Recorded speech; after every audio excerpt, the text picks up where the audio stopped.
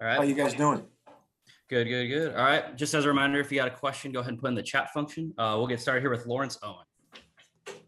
Hello, Coach Flus. Pleasure to meet you. Hope you're having a good day. My question is, you hear about familiarity with bringing back a bunch of players for a certain position group for basically adding the cohesiveness. Now, the defensive back group, most of those were brought back from last year. How important is that to you to have all those people come back and build on that cohesiveness, especially with the zone defense that you like running? Yeah, I would say that's important, really, Lawrence, at every position. The more guys you can bring back, the better, because it's just familiarity with your scheme. You know that you can basically put on what you've done last year. So when you try to put in a concept with a new group, man, that's the first thing they know, and it's hard to build upon that. So when you can do that with a cohesive group, defensive backs, we got our linebackers back.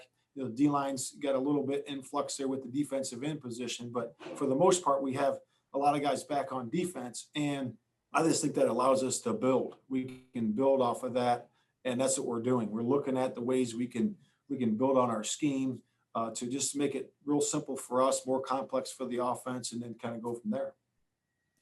All right, next, we'll go to Michael Terrazas. Hey, Matt, thank you for doing this. Are you looking to play Ben Banigou in a larger role this season, and how has he responded to a disappointing 2020 campaign? Yeah, so Ben Banigou is in a good spot right now, and I say that because competition brings out the best in everybody.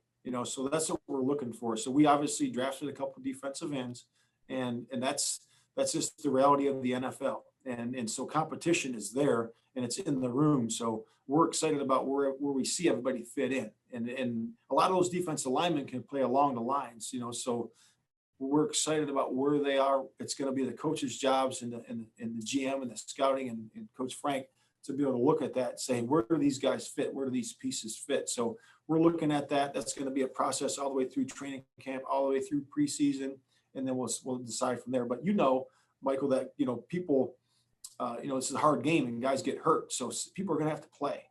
So Ben Banigou is, however fast he rises up, he's going to have to play during the course of the season, as is Toure. And once Dial gets healthy, he's going to be in their plan. So, we're excited about the depth that we have because we're going to use it. We're going to need it. All right, next we'll go to Destin Adams. Thanks, Coach, for doing this.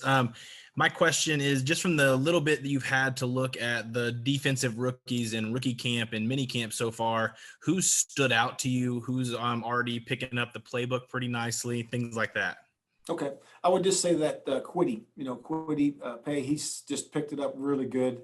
In fact, Dio as well, the two defensive ends that we drafted there pretty early, those guys are special in terms of their functional intelligence. They're able to pick things up at a really fast rate. We've obviously trained different defensive ends that we've brought in here over the course of the years, and these guys are as bright as anybody. I mean, they really are, and it's a pleasant surprise to see. It's one thing when you have it in the classroom, but can you take it from the classroom onto the field, and then operate in a walkthrough setting, and then you got to take it from a walkthrough setting and operate at fast speed during the drills and during team periods. And those guys have done the step 1 and 2, and then obviously during training camp now we're going to be able to see them go full speed because we were kind of in a jog through mode during this off-season activity that we just did. But so we're excited about those defensive ends for sure.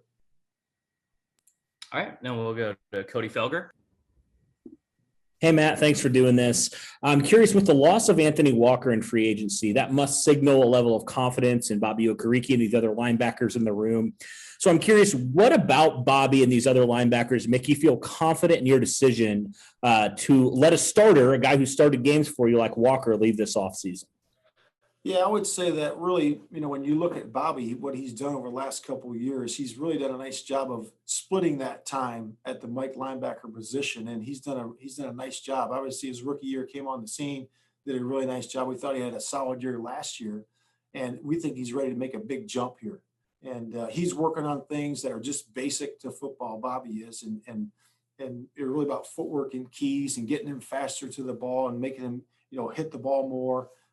And have a competition with Darius to see who can do that better, and so those guys are really excited about it. And I really think that the continuity with Bobby playing alongside Darius the entire time rather than splitting time, I think that will actually enhance his game and enhance our defense. So we're excited about that as well. Rashad. Yes, thank you again for doing this and taking time out. Sure thing, Rashad. Marvell Tell, we saw him flash as a rookie, but obviously he opted out last season due to COVID. How he's looked so far in OTAs? Yeah, so, we were pleasantly surprised with how he looked. He came back in. He was in outstanding shape. He's been doing different things like yoga, and his body looks really good in terms of what he's done, the work he's put in over the course of the year. And I just see a different level of maturity. I know it's been a year, but it just seems like him being away from the game, I think he really, felt how much he loves the game of football and how much he missed it. And I think he has a better appreciation for the game of football and where he is. And I think he knows he's in a prove it spot, where he's got to go out and prove it and earn it. And we're certainly, wanting him to do that because we know what kind of talent he is. Because rookie year came out, just really played really nice for us at times, and we're expecting him to make that big jump this year. So there's going to be a lot of competition in that corners room, and we are pumped about that. All right, Jeremy Swopes. How's it going, Coach? Hey, Jeremy, how you doing? Very good, very good. I was wanting to know, with the losses of Anthony Walker and Danico Autry and Justin Houston, are there any players specifically that you're looking to step into those roles and maybe make a jump out this year and really break out? Yeah, so obviously all three of those players were productive for us. They are mature players that had a maturity to them in our unit that's going to be hard to replace. There's no doubt about that. But I will say this, we feel really good about where Tyquan Lewis is at our in spot and him playing in that position. We feel really good about that. We also feel really good about where Teray is. Teray is going to be healthy for the first time in a long time, and he's been working to that point. He's in a good spot mentally and physically, so we're excited about that. And also we got Quiddy. Quiddy's a guy we just drafted.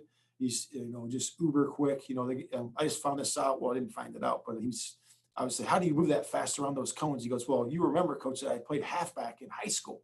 I said, well, yeah, I remember that now, but you could tell that he looks like a halfback going around those cones for sure. So we're excited about him there. And then, the third spot is the Mike linebacker. And, like I stated before that, Jeremy, that Bobby Okariki's played there half the time for the last 2 years. So we're excited about where he is and the production that he's going to bring. So we're in a good spot. We got younger at those positions, and we're gonna fill those holes with some good players. All right, got time for a few more here. Elliot Denton Singh. Hi, Coach. Thanks again for doing this. In terms of the defensive line, obviously you've added a lot of pieces. How do you see that playing out in keeping everyone happy with the competition? And also with the 3 technique defensive tackle spot, who do you see to be stepping up in terms of depth behind DeForest? Yeah, that's a very good question. And the depth in terms of who's going to play where and all those things, that's going to be worked out during training camp. So we're looking at those things right now. I don't think those things can be solved right away. I actually think that sometimes coaches put these roles on players too early and without looking at them first. And I think that you ought to let that happen naturally, where you look at guys over a course of a week, 2 weeks during training camp into some preseason, and then they start to define their own roles through their production. So I think sometimes as coaches, we kind of put these guys in boxes, and sometimes I think that hurts our vision a little bit. We don't want to do that. So we've been very conscious not to do that. So we want to make sure that we keep an open mind with where the roles are. And this is really at any position. So we're looking at the backup, 3, the backup 1, the backup in spots. And again, that's going to be a process that we need to go through. Stephen Burton. Hey, Coach, thanks for taking time again. To kind of piggyback on what you were saying earlier, I guess with Quiddy coming in and looking as good as he has, how have you seen Teray respond? Well, Teray's been on the side. He's still going through rehab. But like I said, like I was saying, Stephen, that we think that he's really in a good mental state right now. He's got a great mindset. His frame of mind is really good. He's been studying. He's been engaged in meetings. He's at the walkthrough. Paying attention, listening. Coach Race coaches him up on the side. As well as Brian Baker. So he's in a good spot, and we're just excited about him getting him fully healthy and letting him, turning him loose, and then see where it goes from there. But yeah, he's doing well. All right, and then we'll finish here with Matthew Radden. Oh, yes, sir. I really appreciate you taking my question. I know we talked about a lot of guys, from Kwity Paye, to a lot of guys in the backfield. Is there anybody that you want to highlight in particular? Anybody that we haven't talked about that you think has really done a good job so far?